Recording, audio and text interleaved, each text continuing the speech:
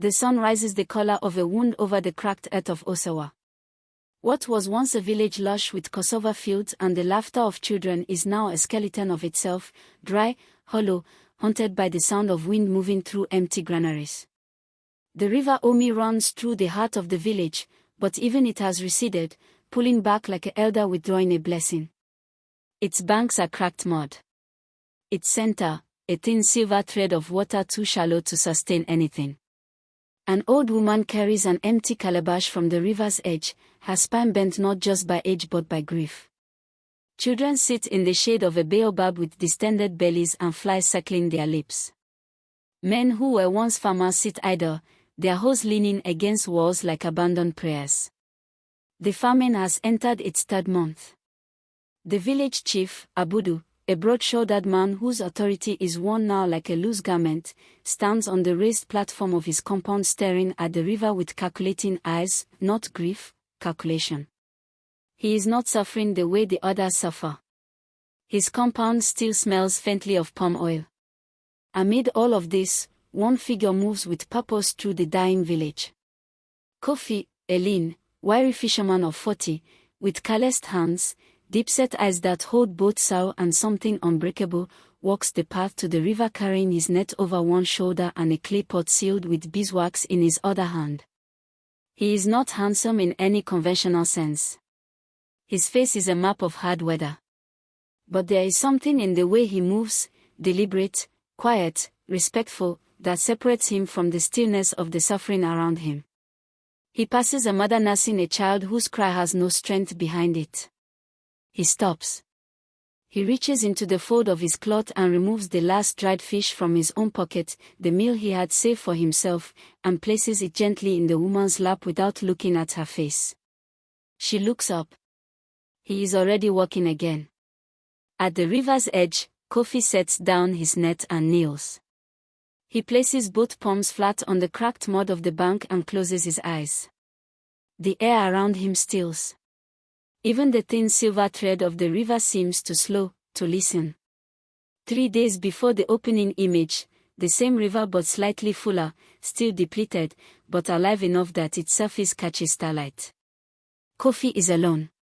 He has been alone at this hour for 17 mornings now. He opens the clay pot. Inside, palm oil, ground crayfish, the crumbled yolk of an egg, and a handful of black-eyed beans he ground himself in the dark before his wife Adiz woke. Adiz, a woman of fierce quiet beauty, her temples beginning to silver, her eyes always on the edge of worry, does not know he comes here. She believes he rises early to check his fish traps. He does check his fish traps. They are always empty. Kofi pours the contents of the clay pot into the water slowly, deliberately, whispering not words but breath, the kind of breath that carries intention. The oil spreads across the surface in a thin iridescent film. The river accepts it without reaction. He stays kneeling long after the offering has dissolved into the current. Then he picks up his net, wades into the ankle-deep water, and casts. The net fans out perfectly, the practiced motion of a man who has done this 10,000 times, and settles into the water. He waits. He pulls. Empty. He casts again. Empty. He does not curse. He does not weep. He rolls the net, tucks it under his arm, and walks home in the thin grey light of early morning. At home, Adiz has heated water for him. She does not ask about fish. She already knows. She spoons a small portion of thin gruel into a bowl and slides it to him across the table. Their eyes meet, a conversation without language, a marriage communicating in frequency rather than words. He eats slowly. She watches him with love shaped like worry. Across the compound wall, they can hear the chief's household, the sound of a pestle, the smell of cooking meat. Kofi's jaw tightens almost imperceptibly. He finishes the gruel. He says nothing. The scene that started everything. Midnight. A moonless sky thick with stars. The village sleeps and Kofi cannot. He has come to the river not to fish, not to pray, but simply to sit, the way a man sits beside something larger than himself when the inside of his own chest has become too small. He sits on the bank with his feet in the mud, his net folded beside him, watching the weak current move. Then the water changes. It does not part. It does not roar. It simply deepens. The silver thread at the center of the river becomes a dark, breathing column beneath the surface, and something vast and ancient moves below, slowly, like a thought becoming conscious of itself. The water temperature drops. Kofi does not run. His body stiffens, yes, every muscle alert, but his feet stay planted in the mud. Fear moves through him like weather, and he lets it pass. A shape rises, not from the water but through it, as if the water is a membrane and what emerges is already present on both sides. The river spirit, known in the old stories as Omitutu, the cold water, does not take a dramatic monstrous form. It is a figure of shifting water and river moss and deep darkness, humanoid in rough suggestion, with eyes like two pools of absolute stillness. It does not speak. It radiates something that is not heat and not cold but pressure, the pressure of deep time. Kofi breathes. Then, slowly, he reaches into his cloth and removes the only food on his person, a small ball of leftover EBA wrapped in a plantain leaf. He unwraps it with both hands and extends it toward the water. The offering is absurd in its smallness against the magnitude of what he faces. But the gesture is not small. The gesture is everything. Omitutu regards the offering. Then, like a tide going out, it recedes, back below the surface, and as it goes, it takes the offering without Kofi seeing exactly how. One moment the EBA is in his outstretched hands. The next it is gone. The river settles. The temperature returns. The stars continue burning. Kofi sits for a long time before walking home. His feet leave deep prints in the softened mud, because the mud around him has, inexplicably, begun to moisten. Time moves in a montage of quiet devotion. Dawn after dawn, Kofi rises before Addis, moves through the dark of their small compound, and prepares his offering with whatever can be found, sometimes palm oil, sometimes a pinch of salt ground into water, sometimes dried pepper, sometimes simply a handful of clean earth pressed into a shape of intention. He gives what little he has. He gives more than he should. He is thinner now. His cheekbones protrude. Adi studies him at meals, the way he always eats less than she serves him, redirecting the remainder to her bowl when he thinks she isn't watching. She lets him believe she isn't watching. She eats the extra portions with a grief that tastes like gratitude. At the river, each morning, something small shifts. The water level rises by the breadth of a finger. Then by 2 fingers. The mud at the bank begins to hold moisture. Kofi's fish traps, cast the previous evening, begin to return with small catches, a few tilapia, a catfish no longer than his forearm. Then more. Then more. He brings the fish home. He does not bring all of them. Some he leaves for the widow at the edge of the village. Some he leaves outside the doorway of the family whose children cry through the night. He does not announce these gifts. He makes no transaction of them. Meanwhile, on the 7th morning of this covenant, when Kofi kneels at the river's bank, the water does something new. A soft pulse, like a heartbeat, moves through the ground beneath him, up through his knees, into his chest. For a moment he and the river share a rhythm. His eyes go wide. Then calm. He stays kneeling until the pulse fades. When he rises, his shadow falls differently, just slightly, as if the light itself has recalibrated around him. He does not tell Addis about this. He does not tell anyone. He carries it the way deep water carries pressure, inward, without showing. On the 14th morning, the village wakes to sound. The sound of water, full, rushing, living water. Children reach the river first, running with the speed that only returns to children when something good arrives, their bare feet slapping the path. They find River Omi full. Not flooding, perfectly, impossibly full, as if it has always been this way, as if the months of recession were a dream. The adults follow. Women with empty calabashes arrive at a full river and stand very still, afraid to believe. Then a woman wades in and fills her calabash, and the weight of it in her hands breaks her open. She weeps standing in the current, her tears joining the river's inexhaustible supply. Fish begin to surface. Not just tilapia and catfish, bream, mudfish, species that have not been seen in Osawa in 2 generations. They do not scatter from nets. They move languidly, almost as if presenting themselves. Within hours, the fishermen of the village have caught more than the village can eat in a week. There is no explanation they can reach for that makes sense, so they reach instead for celebration. Kofi watches all of this from the edge of the gathering, arms folded, face carefully neutral. Inside him, something is singing. He does not let it reach his face. Abudu the chief stands at the water's edge and raises his hands, not in prayer but in politics. He absorbs the moment, claims it with his posture, lets the villagers see their leader standing at the center of their salvation. His eyes, scanning the crowd, eventually find Kofi. Something moves in Abudu's expression, not gratitude, not suspicion yet, but the beginning of a question he does not like the shape of. That night, Osawa feasts for the first time in 3 months. Fires burn large. Music returns. Adiz dances, just once, briefly, when she thinks Kofi isn't watching. He watches. He lets himself, for one night, simply be glad. The feast is over. Now comes the accounting. The village elder Kemderim, ancient, sharp-eyed, his face a constellation of ritual scarification, has been watching. He was once a man of genuine spiritual authority, a reader of signs and seasons. Now, in the calcified years of old age, his gift has curdled into suspicion. He moves through the village slowly, listening, comparing notes with the women who grind grain, the men who mend nets. He is assembling something. He has noticed what others begin to notice in retrospect.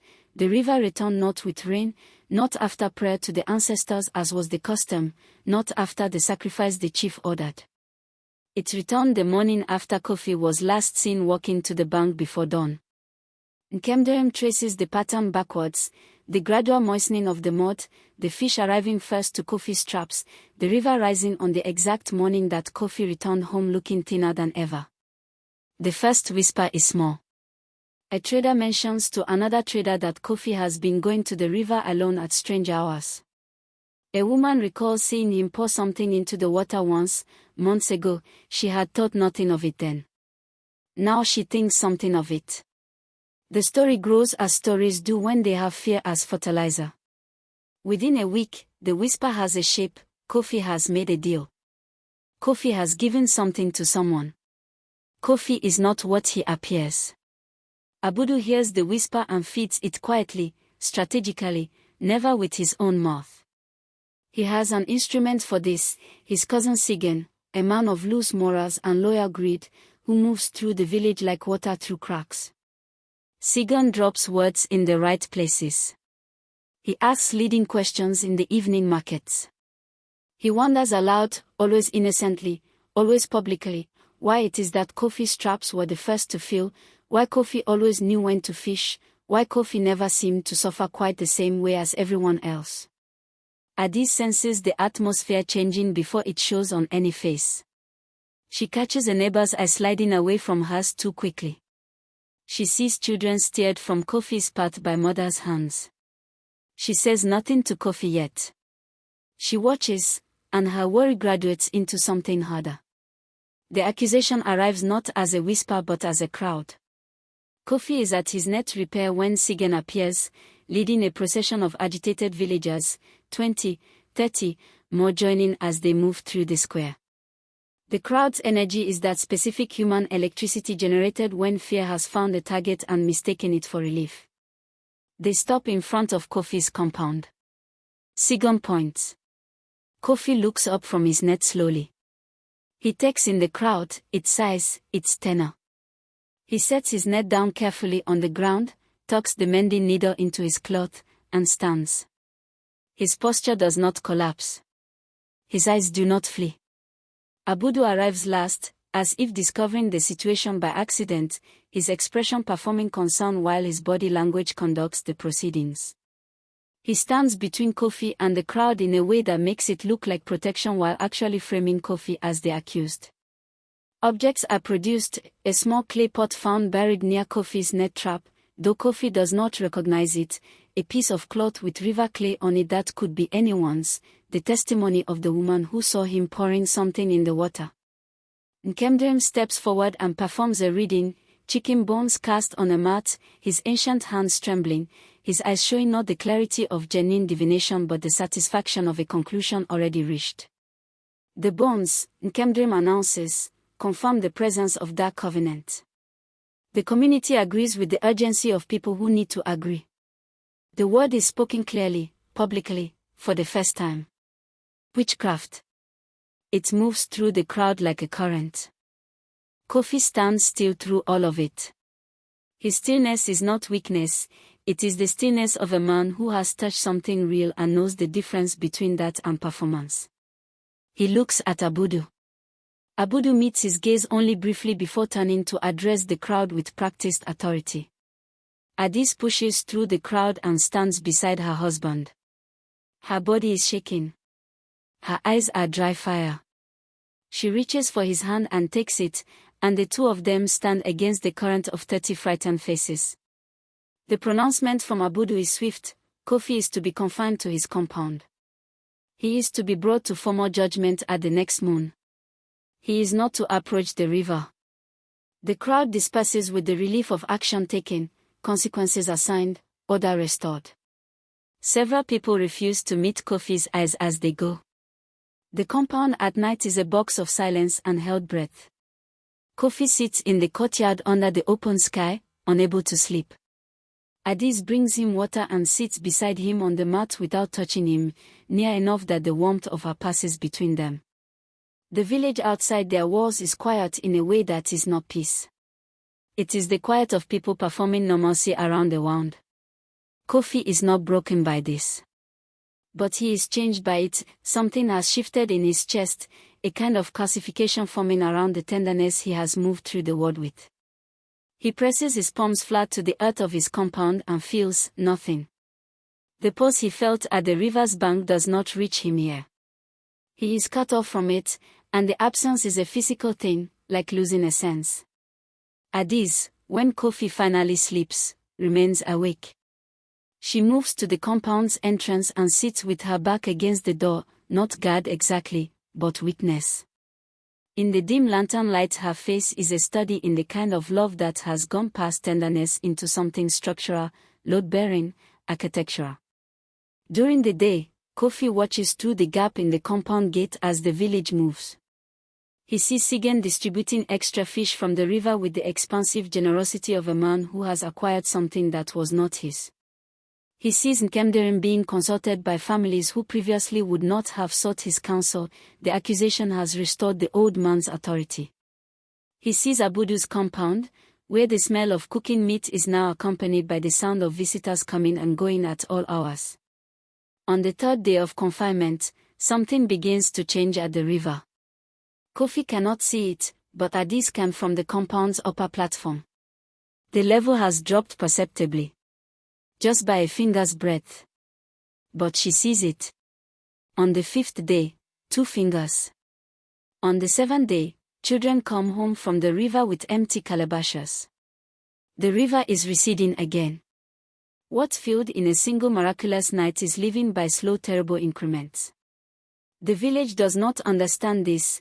They cannot connect what they have done to what is happening, because that would require a reckoning they are not prepared for.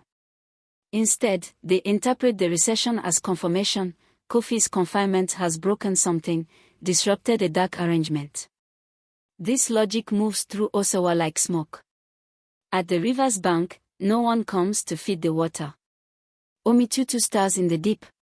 The ancient consciousness beneath the current, patient beyond human conception, slow in its grievances, registers the absence of the fisherman the way a sleeping person registers the removal of warmth. It does not panic. It does not rage. But it withdraws. It pulls itself back toward its source the way a gift is reclaimed from hands that have proven unworthy. The fish go first. Then the water. The cracks return to the bank's mud. The thin silver thread reappears at the center where fullness had been. And then, deep in the night, when the village is sleeping its guilty sleep, something surfaces at the bank. Not Omitutu itself, but a pressure from it. A movement in the mud. Something is written in the wet bank clay, not in any human script, but in patterns that old women who remember old things would recognize as signs from the deep water language. Spirals and intersections, deep impressions of force, laid out in a long message that no one in the sleeping village will see. No one except Addis. She has left the compound under cover of darkness, having told no one, moving with the specific invisibility of a woman who is done waiting. She stands at the river's bank in the blue midnight air and reads the clay patterns the way she reads her husband's silence, with every part of herself that has learned to listen. She does not understand the language fully. But she understands the direction. She turns and walks back toward the village, not home. Toward Abudu's compound. Addis does not knock at Abudu's gate. She waits outside it in the dark, and she waits with the particular patience of someone who has decided something irreversible. When the gate opens at first light, a servant moving to collect water, she enters before the servant can react, walking through the compound with the authority of moral certainty. Abudu finds her in his courtyard when he emerges from his sleeping room still adjusting his cloth. He stops when he sees her standing in the center of his compound in the early grey light, arms at her sides, her stillness a kind of violence. He tries to re-establish the hierarchy between them, his posture, his title, his compound. None of it lands. She is not a supplicant. She is a reckoning. She does not argue. She does not plead. From the fold of her cloth she produces an object, the original clay pot, the one Kofi had used for his first offering to the river, the one Addis had discovered missing from their home 3 weeks ago and had quietly tracked to Sigen's possession, where it had been reburied and presented as evidence. She sets the pot on the ground between herself and Abudu with the deliberateness of a judge setting down a verdict. Then she leaves. Abudu stares at the clay pot for a long time after she goes. Sigen, who has been sleeping in the compound, emerges and sees the pot and sees Abudu's face and understands that the calibration of the arrangement has shifted. Abudu says nothing to Sigen. He simply returns to his room and closes the door. Sigen stands in the courtyard with the pot between his feet and the first real fear of his life beginning to take shape behind his eyes. Abudu calls the judgment assembly one day early. The village gathers in the square with the nervous energy of an audience that has been told a surprise is coming but cannot determine if it is good or terrible. The elders sit on their stools. Nkemderim is positioned with his bones and his authority, ready to perform the final reading that will seal Kofi's fate. Kofi is brought from his compound, not in chains, this is not that, but escorted by 3 men who walk close enough to constitute confinement. He walks into the square and the crowd parts for him. He looks, if anything, calmer than he did before his confinement. Thinner. But there is something in his bearing, a quality that several people in the crowd will later struggle to name but which resembles the quality of very deep water. Still. Unfathomable. Present. Addis is already in the square. She stands at a specific spot, near the edge closest to the river path, as if she has positioned herself with a plan. Kofi finds her eyes across the assembly. Something passes between them that the crowd cannot read. Abudu begins the proceeding with practice ceremony. He raises questions. He presents evidence. He manages the assembly's attention with the skill of a man who has been managing assemblies for 30 years. He does not present the clay pot. He does not mention Addis's visit. He moves the proceeding toward Nkemderim's final divination with smooth authority. Nkemderim kneels, casts his bones, bends over them. And then the ground moves. The movement is not an earthquake, it is more precise than that. A pulse. The same pulse Kofi felt at the river's bank on the seventh day of his covenant, but larger now, encompassing the entire village, a single deep heartbeat from below. People grab each other. Elders grip their stools. Children flatten to the earth. Then the sound. The sound of water, but not gentle water. River water moving with velocity and intention, the rush and surge of a full river finding its course. The crowd turns toward the river path. River Omi is coming to them. Not flooding, not spreading wildly in all directions. Moving in a channeled, directed surge up the path through the village, as if the river has chosen a direction and the land has simply agreed to accommodate it. The water is clean and fast and alive, carrying the electric smell of deep river places, and it moves through the village square like something that belongs there, like something reclaiming territory. The crowd scatters back. Nkemderim's bones are swept off his mat. Abudu stumbles backward against the elder's platform. Sigan runs, simply runs, directly out of the square, not stopping, and is not seen again in Osawa for a very long time. The water reaches Kofi. It does not sweep him away. It arrives at his feet and stops, circling him in a ring, and within the ring the ground is dry. He stands in the eye of this impossible arrival, his arms slightly raised, his face completely open, not performing or, actually inside it. Omitutu surfaces in the middle of the square, in the shallow water now spreading across the packed earth, not as a terrifying apparition but as a presence, enormous and undeniable. The water-shifting form, the eyes like steel pools, the atmospheric pressure of ancient consciousness. It regards the assembly with something that has no human name, nor judgment exactly, but a kind of full accounting, the way a river knows everything that has been washed into it. The crowd, chief, elders, villagers, all of them, simply collapses. Not dead, not harmed. Collapsed into kneeling, into prostration, into the posture the body finds when it encounters something real after long exposure to pretense. Omitutu does not speak. It does not need to. It moves through the shallow water covering the square with slow, absolute authority, and its movement is a declaration. It circles Abudu, who is on his knees, his composure utterly gone, his hands pressed to his face, and the water around Abudu darkens, thickens, leaves a ring of dark river clay on his robes when it moves on. A mark. Not of death. Of something removed, the authority of a man who wielded it without deserving it. It passes Nkemderim, and the old man weeps for the first time in 40 years. Not from fear, from recognition. From the grief of a genuine gift turned into a performance. The water around him is almost gentle. Almost forgiving. It takes something from him and leaves him lighter, diminished in the way that is actually freedom, the release of a pretense maintained too long. Then it moves to Kofi.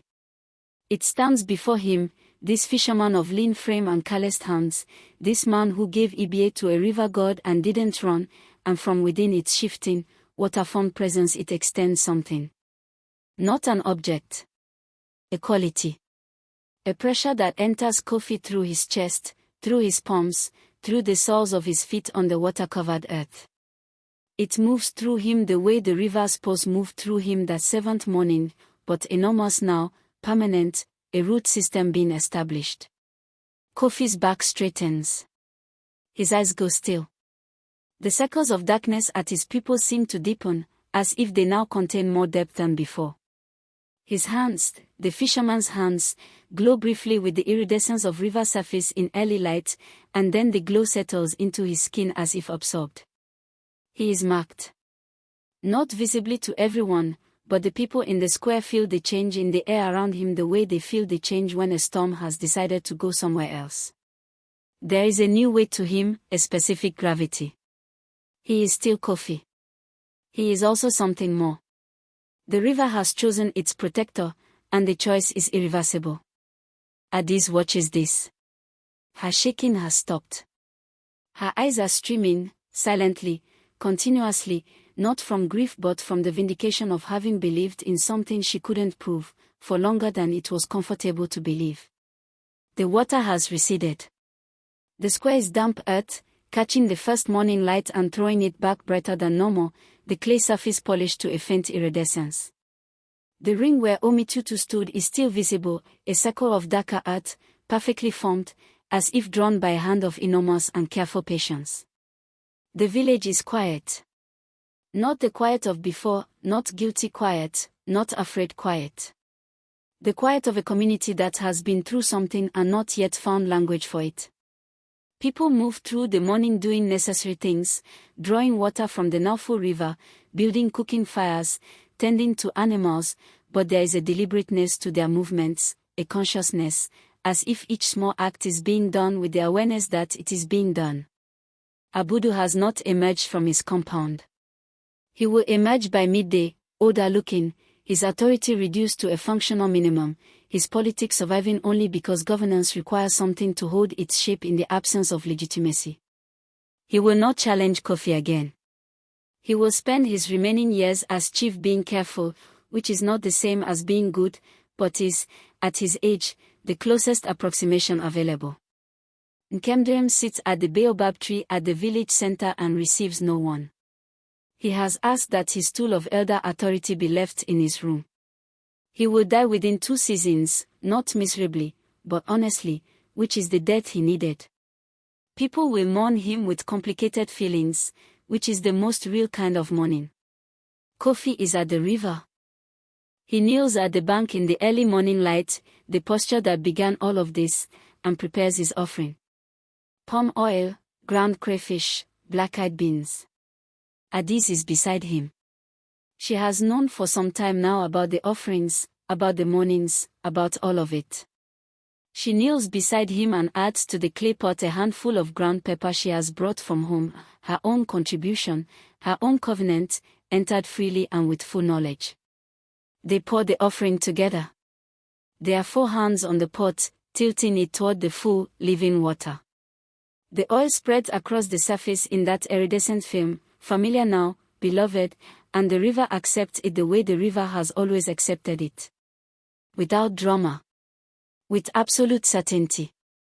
Beneath the surface, something stirs. Not Omitutu in its full presence, simply an acknowledgement. A pulse. A recognition moving up through the water and into the clay of the bank and into the knees of the man and woman kneeling there, and through their knees into the rest of them, and through them into the morning, and through the morning into Osawa.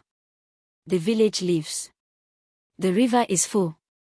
The fisherman and his wife stay kneeling for a long while, not speaking, listening to the sound of water that is also, if you are still enough to hear it, the sound of something ancient keeping its promises.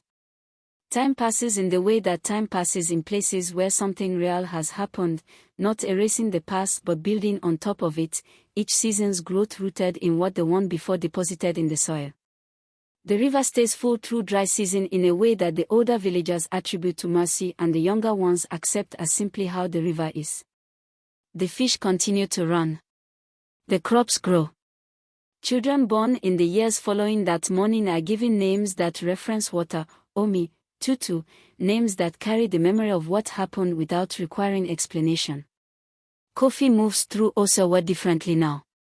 He is not celebrated in any obvious way, no title, no elevated position, no ceremony built around him. The village instinctively gives him a wide, respectful berth, the kind given to things that have been shown to be real. He still fishes. He is, still, a fisherman. But when families come to him with problems, disputes over land, sickness in livestock, children not right in their heads, he listens with a new depth in his eyes, and then he goes to the river, and after he goes to the river, things tend to find their resolution. He does not charge for this. He does not even present it as a service. It is simply what happens, the way water finds the lowest point without being directed. Once, a traveler from a distant village comes to Osawa with a sickness that has defeated 3 healers. He is brought to Kofi not because Kofi recommended himself but because the word has moved through the region the way river water moves, slowly, reaching everywhere. Kofi takes the sick man to the river's bank and kneels beside him in the mud and places one hand in the water and one hand on the man's chest. He stays that way for a long time. Something passes from the river through Kofi through his hand into the man. Not all sicknesses can be cured this way. This one can. The traveler rises and walks back to his own village and tells a story that becomes a story people tell their children. Adiz is with Kofi at the river almost every morning now. She has become something new herself, not a separate figure but an integrated presence, the way the bank is not the river but cannot be removed from its definition. She brings the offerings. She keeps the covenant. On mornings when Kofi's body is tired or when the new depth behind his eyes has given him a difficult night, she kneels alone at the bank and pours the palm oil and the river accepts it exactly the same, because the covenant, it turns out, was never just with Kofi. It was with whoever was willing. An old man sits at the river's bank. His face is a map of more weather than before, deep-lined, beautifully worn, the kind of face that has arrived somewhere through difficulty and found the destination worth it. His hands rest on his knees, palms turned upward, open. He is Kofi. He is very old. He is not dying in any fearful sense, he is simply becoming the thing he has been tending toward for many years. Beside him, an old woman. Adiz. Silver-haired entirely now, her face the female version of the same weather. Their bodies have adapted to proximity over the decades, they lean toward each other slightly without either noticing the lean of things that have grown in the same direction for a very long time. The river is full. The evening light falls on the water in long copper sheets, turning the current into something like moving fire. Somewhere downstream, children's voices carry through the cooling air, the sound of the next generation discovering the river the way each generation discovers it, as something miraculous and ordinary and alive. Kofi's palms touch the earth beside the bank one last time. The pose comes back to him, clear, steady, enormous, and he lets it move through him completely, no longer marveling at it but receiving it the way you receive air, the way you receive morning. His eyes are closed. His face is open. In the deep water, Omitutu stares. Not rising. Not appearing. Simply, present. The way it has always been present in this river that feeds this village in this place on this earth. The way it was present before the famine, before the accusation, before the fisherman who knelt in the mud with a ball of leftover EBA and a gesture that changed everything. The two old people at the bank sit together in the dusk as the light fails slowly and beautifully, and the river runs full past them into the darkening, carrying everything, the memory of suffering, the fact of survival, the ongoing covenant between those who are willing to give and the ancient things that remember. Carrying all of it forward, as rivers do, without end, without rest, without forgetting.